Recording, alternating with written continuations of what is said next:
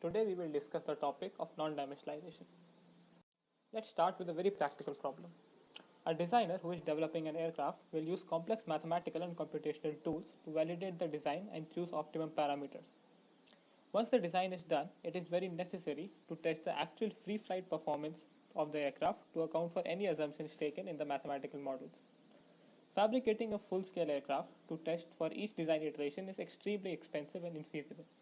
We can imagine the difficulty in fabricating a full-scale models each time a small design change has to be made, then testing them, and then doing this process all over again. Scaling the design using non-dimensionalization greatly helps to fabricate small models and hence saving resources of both time and money. A wind tunnel is often used to test the performance to simulate the free flight conditions in a controlled environment. It also allows us the freedom to vary various parameters and perform rigorous testing. A blower initiates the wind flow around the object under study, and along with measuring the lift and drag forces on the object, smoke is often used to visualize the actual flow conditions around the body. The values of various lift and drag forces and the speeds obtained here must be correlated with the sizing parameters to obtain the realizable values. Here, the flow is visualized around an airfoil section using smoke. The turbulence generated in the wake is clearly observed here, and any variation in the flow conditions can be monitored. We can also change the flight parameters like the angle of attack and observe the changes in the flow conditions occurring in real time.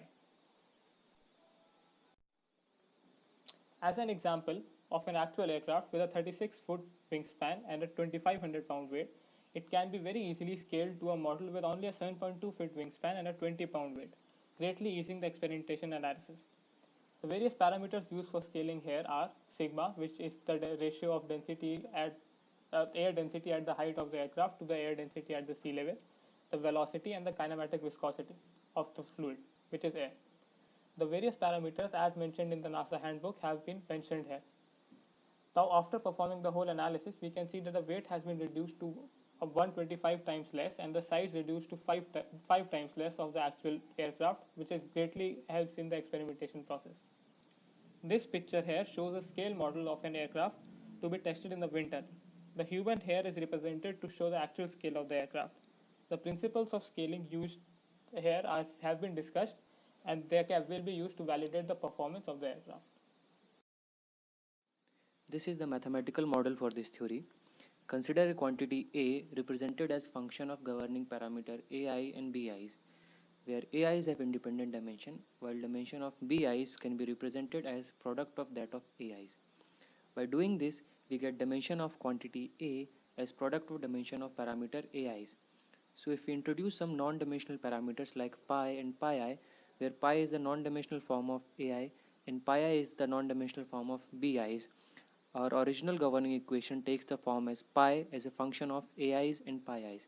Since AIs have independent dimension, it can be proved that pi is a function of m non-dimensional number. Our original equation has k plus m governing parameters, which are reduced to m non-dimensional parameters.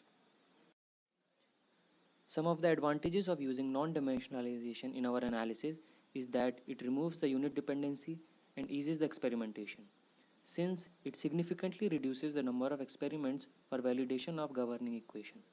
Also, it allows for scaling an equation for order of magnitude analysis. Some of the disadvantages of this theory is that it doesn't provide any information about non-dimensional number. For example, area.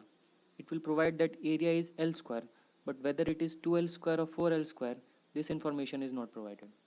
It cannot differentiate between a quantity and its derivative, and terms such as z by x into dx by dz cannot be found, since the analysis deals the dimensional formulas only. Therefore, it will cancel out the dimension of x with dx and z with dz, giving out 1.